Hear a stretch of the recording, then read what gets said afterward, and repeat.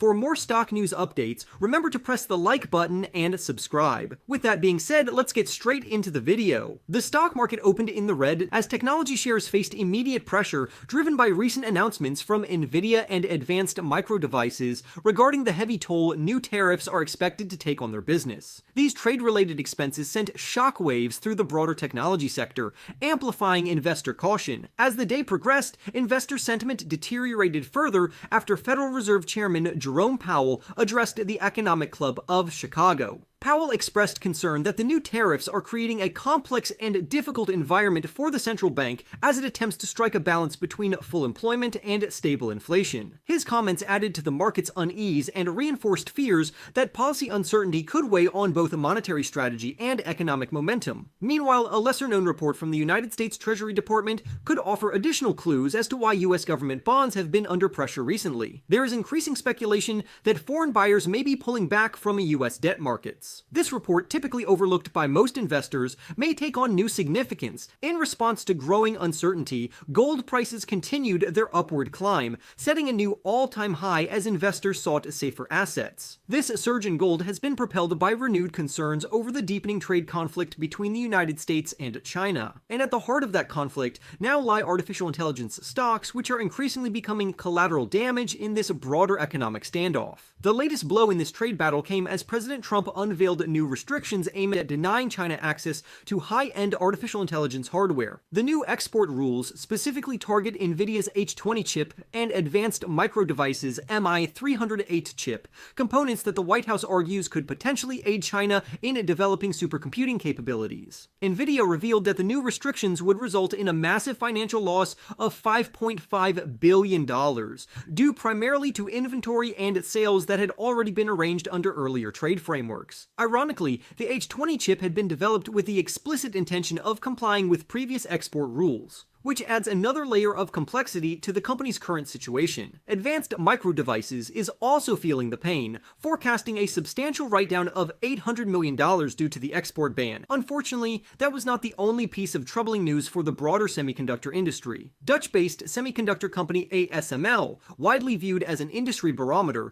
reported net bookings of only $4.48 billion for the latest quarter. This represents a steep drop from the roughly $8.1 billion the company recorded during the final quarter of 2024. Investors are now closely watching Taiwan Semiconductor Manufacturing Company, which is set to report earnings tomorrow and could provide additional insights into the health of the global chip supply chain. Stock prices across the semiconductor space took a significant hit. NVIDIA's shares fell by 6.87%, while Advanced Micro Devices declined 7.35%. ASML lost 7.06% during the trading session. The sell-off extended beyond American firms, with major players like Samsung Electronics, SK Hynix, and Taiwan Semiconductor Manufacturing Company all closing in the red, a direct response to the newly introduced trade measures from the White House. President Trump's trade policy escalations did not stop with semiconductors. The administration has initiated a new probe into tariffs on critical mineral imports. This includes essential resources like nickel and cobalt,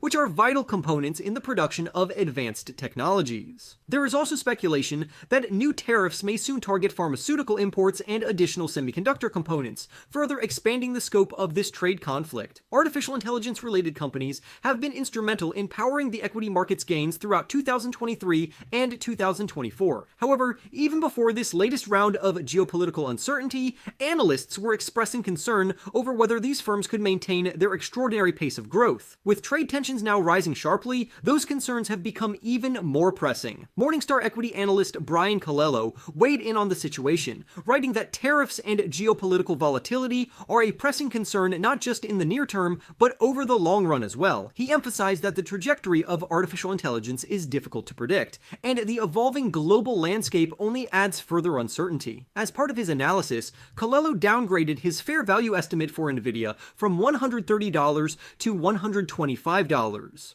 Wedbush equity analyst Dan Ives suggested that NVIDIA is being transformed into a political pawn in the ongoing trade war between the United States and China. According to Ives, although the immediate financial impact of these new restrictions is limited, the strategic implications are far more concerning. With access to the Chinese market increasingly blocked, NVIDIA now faces formidable obstacles that could have lasting effects on its international business operations. Beyond the tech world, other areas of the market experienced dramatic moves. Shares of Hertz Global surged 56.44% following news that Bill Ackman's hedge fund, Pershing Square Capital, has taken a $46.5 million stake in the rental car company. The investment has sparked speculation that Hertz may be poised for a strategic turnaround. Insurer Travelers Companies saw its stock climb 1.13%, despite incurring significant losses from wildfires in California. These damages were ultimately less severe than Wall Street had anticipated, easing investor concerns. Pharmaceutical company Abbott Laboratories posted a 2.77% gain. Although the firm fell short of revenue expectations, it managed to surpass earnings forecasts, providing a silver lining for shareholders. Gold miners also benefited from the ongoing flight to safety. Newmont rose 2.51%, while Goldfields posted a gain of 3.35% as gold prices continued their relentless march higher. On the downside, electric vehicle manufacturer Tesla experienced a sharp decline of 4.94%. The drop came after reports indicated that Tesla's market share of electric vehicle sales in California fell below 50% during the first quarter. Adding to the company's woes, looming export restrictions could disrupt plans to produce its cybercabs domestically. United Airlines slipped slightly by 0.01%, despite announcing what management described as its strongest first quarter financial performance in 5 years. Interestingly, the company issued two distinct financial forecasts, one assuming economic stability and the other factoring in a potential recession. Ride-hailing firm LYFT declined by 0.46% after it was revealed the company is set to acquire a European taxi platform for $199 million. Investors reacted cautiously to the news. Interactive Brokers Group suffered a steep loss of 8.95%. Despite a notable 47% surge in trading volume that helped beat revenue estimates, the brokerage firm fell short of profit expectations, disappointing investors. Palantir Technologies, which had recently rallied on the back of a major announcement involving the North Atlantic Treaty Organization, gave back some of its gains. Shares slid 5.78% as profit-taking kicked in. Logistics company J.B. Hunt Transport Services faced pressure as well, with its management team warning that trade tensions placed the firm directly in the line of fire. As a result, its shares fell 7.68%. Omnicom Group dropped 7.28% after the advertising firm failed to meet revenue expectations amid growing concerns about economic headwinds. The broader economic outlook remains highly uncertain. Morgan Stanley's Global Director of Research, Katie L. Huberty, shared insights earlier this week on how investors might position their portfolios in the face of a possible economic downturn. In her view, traditional defensive sectors such as consumer staples and healthcare tend to outperform during recessions. However, she believes that utilities may currently offer the most attractive opportunity. Huberty pointed out that regardless of the economic cycle, individuals still need essential services like electricity. While some large technology firms are scaling back spending on data centers, demand for power remains strong and relatively inflexible. She further emphasized that in prior U.S. recessions, trends in power consumption have varied significantly. However, she and her team believe that current demand patterns are more stable, partly due to the critical role data centers now play in modern infrastructure. Even during economic slowdowns, the utility sector has shown a strong track record of outperforming broader markets in the early stages of a downturn. Interestingly, recent retail sales data revealed a surprisingly strong consumer spending trend. The United States Department of Commerce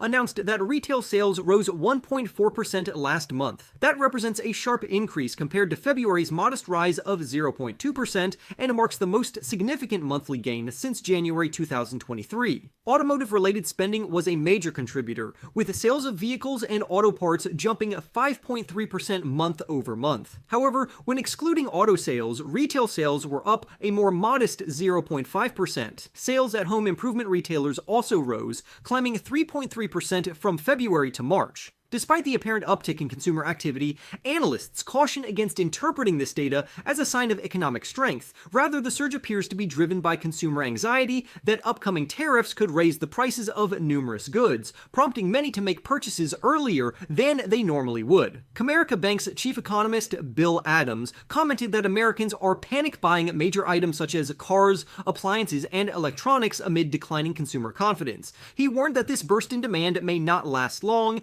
and retailers could see a pullback in the months ahead. Just last week, the University of Michigan's Consumer Sentiment Survey recorded its second lowest score in history. Expectations for inflation also hit their highest level since 1981, hardly reassuring signals for continued consumer spending strength. For more stock news updates, remember to press the like button and subscribe. With that being said, I will see you in the next video.